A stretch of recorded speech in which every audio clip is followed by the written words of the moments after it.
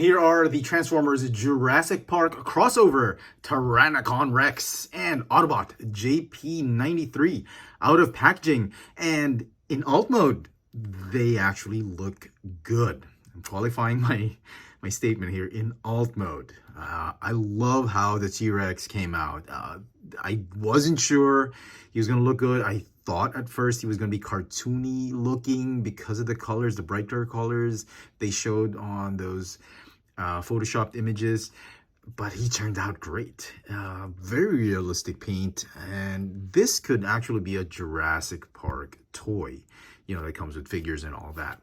Autobot JP93 JP Jurassic Park 93 also came out great in his alt mode. This is the SUV that they used to roam the park back in the first movie, and it's pretty cool looking. So JP93 is a new mold, while Tyranicon Rex is obviously a repaint. So we're going to start with Tyranicon Rex. Let's start with Tyranicon Rex. The dinosaur mode is absolutely gorgeous. I love the different hues and grading of the browns, a little bit of maroon, tan, some beige lines here and there. The paint apps of this alt mode is the one that's selling this figure. I absolutely love it. It just looks so gorgeous. Now, if you didn't already know, Tyranicon Rex is a direct repaint of Barney. I meant Megatron, the Beast Wars Megatron. And speaking of Megatron, here are both figures in their T-Rex alt mode. And I'm loving the colors of Tyranicon Rex right now, when side by side with the purple Megatron. I think they nailed it, and I keep saying this, but it's the repaint, it's the colors, the way they redeco the mold is what's going to make or break a reissue or a repaint. Now, it's the same figure, it's the same mold, just different in colors, and they changed the head sculpt, which we'll see in a little bit. But all the gimmicks, all the articulation in alt mode and robot mode is exactly the same as the Megatron, Beast Wars Megatron figure. Now, transformation is identical to Beast Wars Kingdom Megatron, so we're not going to show that. We're just going to get these guys into robot mode very quickly. Both figures in robot mode, and I have to say, Tyranicon Rex is looking to be lackluster for me. The red plastic on the robot bits kind of look cheap, although they're not. When you feel them, they're pretty premium, but he looks amazing in Dino mode, but in robot mode, I don't know, something's a little bit off for me. The only thing that's saving this figure is really this fantastic torso and head sculpt. Look at that. Look at that glossy black finish that they've put on this new head sculpt. It looks amazing. Look how shiny that chest is. But other than that, there's so little paint apps. It feels like it's an unpainted version, or maybe they ran out of paint because they used most of the paint in Dinobot mode or in dinosaur mode, and they used a lot of that black glossy paint on the torso. I don't know, but I'm not feeling this robot mode. It still looks okay. I mean, it's not horrible. It's just I was expecting more pomp and circumstance after seeing him in dinosaur mode. And now for the star of the set, we have Autobot JP93. The alt mode is actually pretty good. I mean, I love the details. I love the logos, Jurassic Park, the paint. I think Hasbro nailed the accuracy of this alt mode. It's not perfect. It's not super accurate, but it's pretty good, folks. This is as good as it gets. I love the details, their attention to detail on the roof, the sunroof. That's when the T-Rex attacks the kids. And, you know, I love these sort of memoirs and mementos that, you know, they try to combine two things that fans like: Transformers and dinosaurs, or the movie Jurassic Park and Transformers. And it kind of works for this set. It really gives you a lot of nostalgia if you actually grew up watching this film. Having said that, now I'm feeling really old because I think I was in high school when I saw this film, and man, that was a long time ago. Anyway, the car looks great. It's got a nice bumper grill in front. The rims are painted, logos everywhere. There's clear plastic on the rear, on the windows, doors, and the sunroof and the windshield. So a lot of great things happening for this alt mode. Also rolls very nicely. Let's show you some comparisons if I can, just for a second, because I actually thought this vehicle mode would actually be similar to somebody like Hound, but no, it's actually pretty big compared to Hound. Are they in scale? I don't know. Maybe, maybe not. So it's definitely bigger than a deluxe class. And here he is with a Voyager class figure.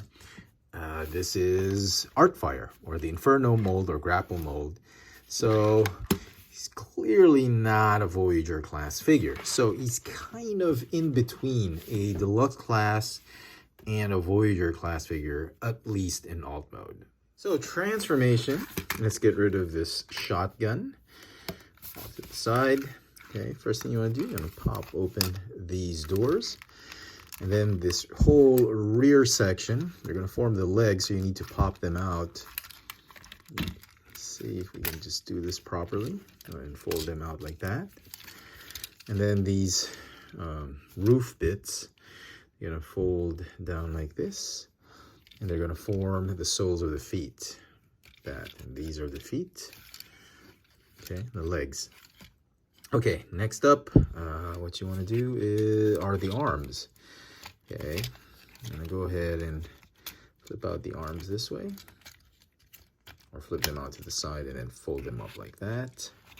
Okay, and then you're going to fold this entire, I guess, chest or the hood, front part of the car, and then swing out these arms as you're doing it. So swing the arms out and then fold them down. And then the head is going to bust through the hood. The hood's going to open up like that. And it's going to tab right in here. There's a tab right there onto that slot.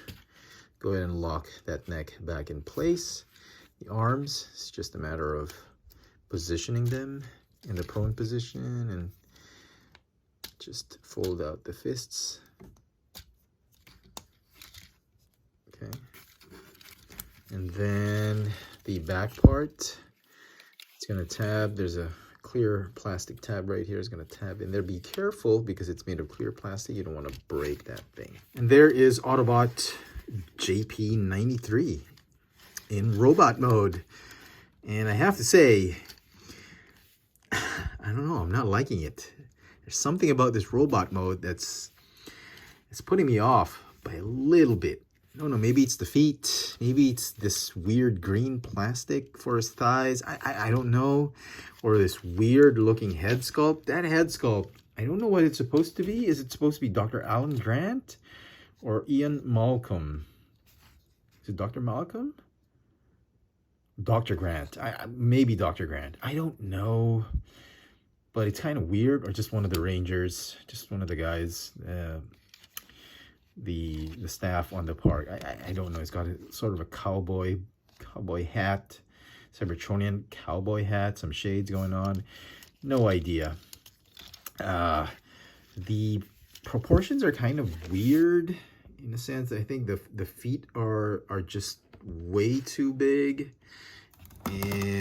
or the legs are too big. For the arms are just too skinny, and the chest is so big, and the head is just way too tiny.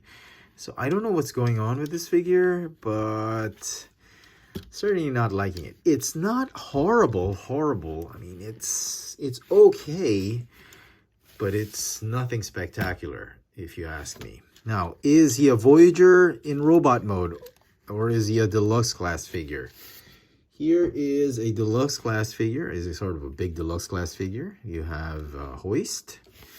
And look at an actual Voyager class figure. We have Optimus Prime. So I guess he would be deluxe class size ish in robot mode, but a little bit bigger than a deluxe class figure in alt mode. Talk about articulation for the figure. The neck is on a ball joint.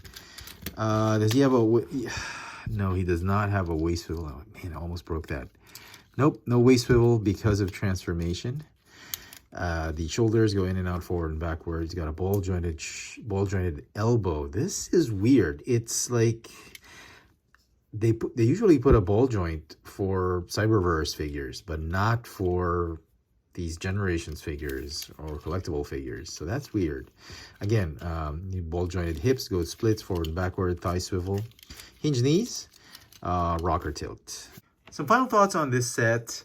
I think they're great figures. I love the alt modes. The T-Rex mode and the Jeep mode are absolutely amazing. Just on the alt modes alone, they're going to get a 10 out of 10. But the robot modes, they didn't quite blow me away. They're okay. They're not terrible. They're actually pretty good, but they're just not so amazing or super spectacular that they would really make me gush or blow me away.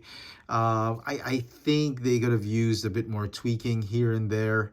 But having said that, I think the set is still a pretty good set. It comes with a lot of nostalgia, and there's this novelty about it of having Jurassic Park and the Transformers in one set. So if you're obviously a Transformers fan, but you grew up watching the Jurassic Park film back in the 90s, you are going to love this set. And even modern fans right now, there's Jurassic World, and fans now are very familiar with the whole pop culture of Jurassic Park and Jurassic World.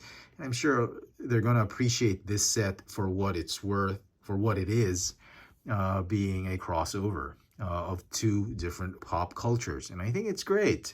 I think Hasbro is going in the right direction of combining all these pop cultures with Transformers, and they'll hit, they cater to a lot of different fans across the pop culture world.